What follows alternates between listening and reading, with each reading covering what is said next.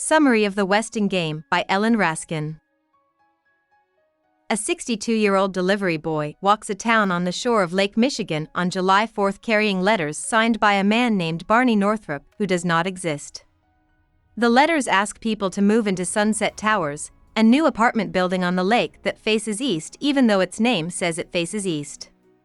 Northrop rented out all of Sunset Towers' homes in just a few days, as well as a restaurant and a medical office in the lobby. The renters move in September. A crook, a thief, a bookie, and a mistake are all hidden among them. On the north side of the building's land, a "No trespassing" sign and a wire fence have been put up. The mysterious Westing estate is beyond them. Sandy McSuthers, who works as a doorman at Sunset Towers, and Otis Amber, who is a delivery boy, see smoke coming from the chimney of the Westing house on Halloween. Theo Theodorakis, Doug Hu, and Turtle Wexler are three teens who live in the building. They make fun of them by telling them ghost stories about how Old Man Westing has been dying inside for years. The other tenants also notice the smoke. Chris is Theo's brother, who has a neurological disorder and uses a wheelchair, sees it through his birdwatching binoculars, and Angela Wexler, Turtle's older sister who is getting married soon, sees it while she is having a fitting with Flora Baumbach, her wedding dressmaker. Jake Wexler, Turtle's dad, is a podiatrist. He is visiting a patient named Bear Erica Crow, who is the religious cleaning woman for the building. Crow sees the smoke and gets scared. Two more people who live in Sunset Towers, Judge J. Ford and Sidel Pulaski, also come home and notice the smoke. Turtle meets Doug at the Westing estate that night. She wants to win $2 for every minute she stays in the house. Doug starts a timer as Turtle comes in. After a few minutes, she runs outside screaming because she saw Sam Westing's dead body. Turtle wakes up the next morning to find that Westing's death was in the news. Sam Westing is the son of immigrants and the founder of the successful Westing Paper Products Corporation. He is worth over $200 million, which makes Turtle very happy. As a patriot and a teetotaler, Westing grew and succeeded his company while also stopping his workers from trying to form a union. Turtle also learns about Westing's sad past. That his daughter Violet died the night before her wedding many years ago. Not long after that, Westing and his friend, Dr. Sidney Sykes, the county coroner, were in a terrible car accident. Westing was said to have been badly hurt. At the same time, Otis Amber leaves on another delivery. There are 16 letters from Westing's lawyer, E.J. Plum, that he needs to bring. Tomorrow, the will be read at the Westing estate. The people Plum has called together for the reading of the will. Turtle, Angela, their mother Grace, and Angela's fiancé Dr. Denton Deere are among them. So are James Shin who owns a Chinese restaurant in Sunset Towers with his son Doug, Crow, Flora, Ford, Sidel, Theo, and Chris, Sandy, and Otis. Madam Sun Lin whose wife, and Jake have also been called, but they don't show up.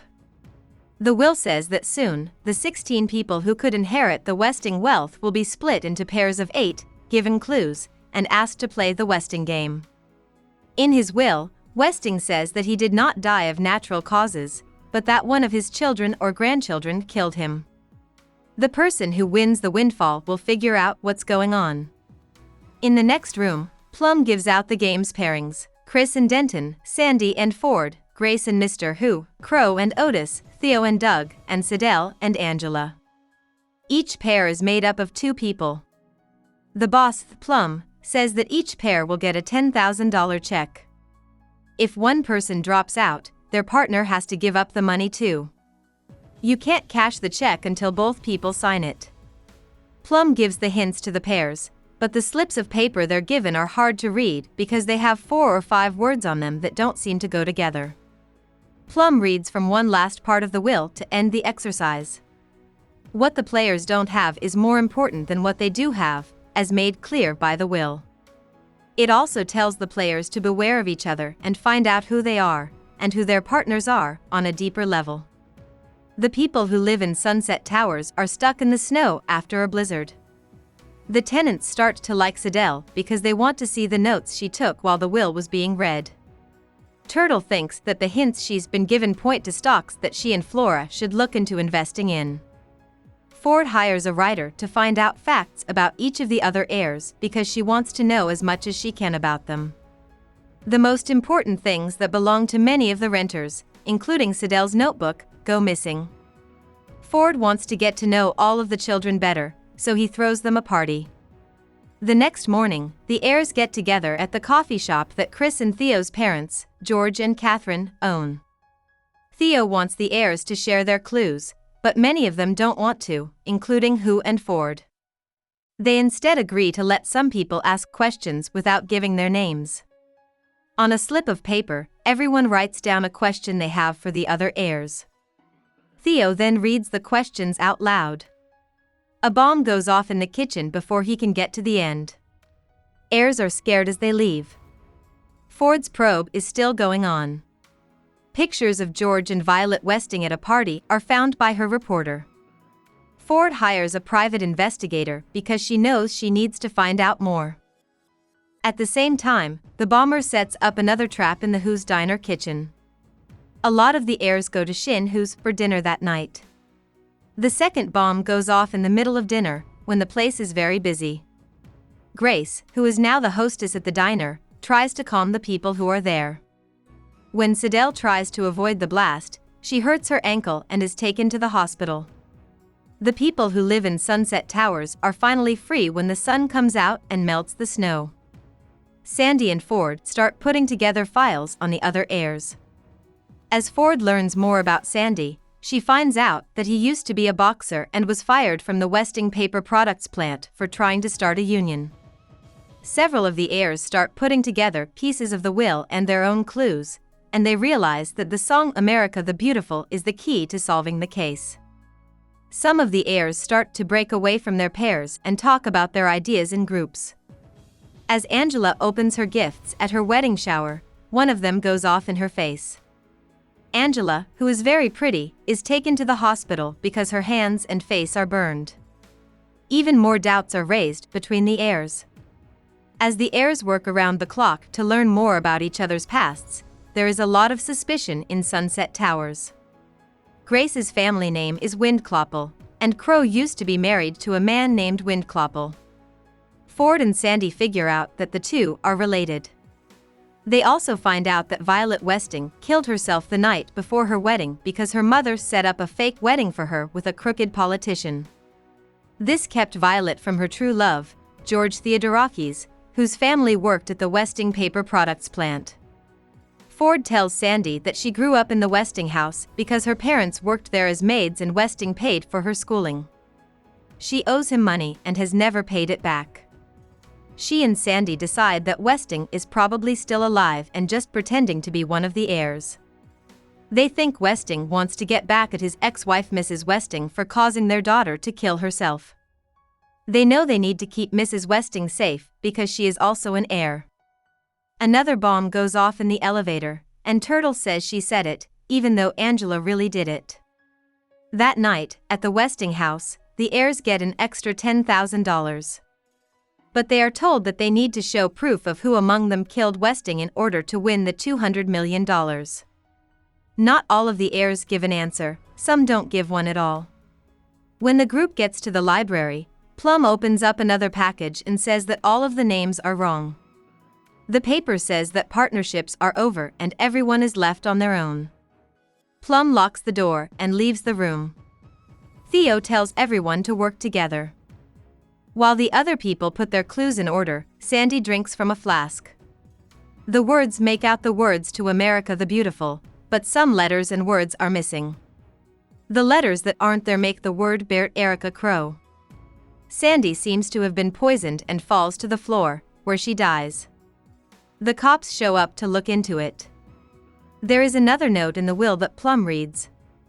It says that the will is invalid and no one gets any money if no one answers in 5 minutes. The owners won't give up Crow's name because they don't think she is guilty. Crow comes up with her name at the last minute. Crow was taken away by the cops. After this, The heirs go back to Sunset Towers and meet in Ford's living room for a trial to find out what really happened. Turtle thinks that Crow is just another false lead and that the clues to the puzzle can be found in Westing's will. In the process of the fake trial, Turtle tells everyone that Otis Amber is a private investigator who works for Westing, Northrop, and Ford. Turtle figures out that Westing went by 3 names: Sandy McSuthers, Barney Northrop, and Julian Eastman, who is the CEO and president of Westing Paper Products. He figures this out by connecting language in the will about Westing's ashes being spread to the 4 winds with the answer and Westing's original family name, Windcloppel. She tells them that Sandy was really Westing, but she doesn't say anything else about the other names. Madam Who admits that she is the thief and gives back everything she took from the other people. Crow has been found not guilty, and Ed Plum comes back with him. When the fireworks go off at the Westing farm. When Turtle rides her bike to Julian Eastman's house the next morning, she happily tells Eastman that she won the game, calling him Sandy. The narrator shows what happened to all the children in a series of flashes forward. Turtle never tells the others what she found, but she does go to Sandy, Westing's house once a week for chess training. Crow and Otis Amber get married after being friends for a long time. Angela goes back to medical school after breaking up with her fiancé. Ford makes it to the Supreme Court and pays for Chris's schooling, paying off her debt to Westing by giving the money to someone else. Chris goes on to become a successful bird scientist. Sidel marries the man who used to be her boss at the sausage plant. Jake is named head of the state's gambling board. Doug Who gets a gold medal in the Olympics and does well as a sports writer. It makes Who rich, but he dies too soon. He came up with paper insoles. Grace opens her own restaurant. And after many years, Turtle, now known as TR, takes over as head of the board of the Westing Paper Products Corporation when her mentor, Julian Eastman, dies on his favorite holiday, the 4th of July, at a very old age. About the author. Ellen Raskin was born and raised in Milwaukee, Wisconsin, during the Great Depression. Her childhood there shaped her writing throughout her career. Raskin started making a lot of money as a writer and artist of children's books after majoring in fine art at the University of Wisconsin in Madison. Raskin wrote several books, including The Westing Game, which won the 1979 American Library Association's Newbery Medal as the best children's book of the year. He also wrote The Mysterious Disappearance of Noel, Figs and Phantoms, and The Tattooed Potato and Other Clues. In the years between 1967 and 1976, she wrote and drew 12 picture books. As well, Raskin is famous for making the cover art for the first version of A Wrinkle in Time by Madeleine L'Engle. Raskin has been a professional artist for a long time and has designed more than 1,000 dust jackets. For decades, her mystery books and fun illustrations have made kids happy. Her humorous writing is often about family, identities that don't fit, and the search for, or abuse of, the American dream. Raskin got ideas for her drawings and stories from many different places and people, like East Asian art, zoos, sports events, Vladimir Nabokov, Henri Matisse, William Blake, and Walt Disney's Fantasia. Raskin died in 1984, when he was 54 years old. Hope we summarized it fully and you liked it. Please hit the like button and subscribe to our channel so that we are motivated to create more videos.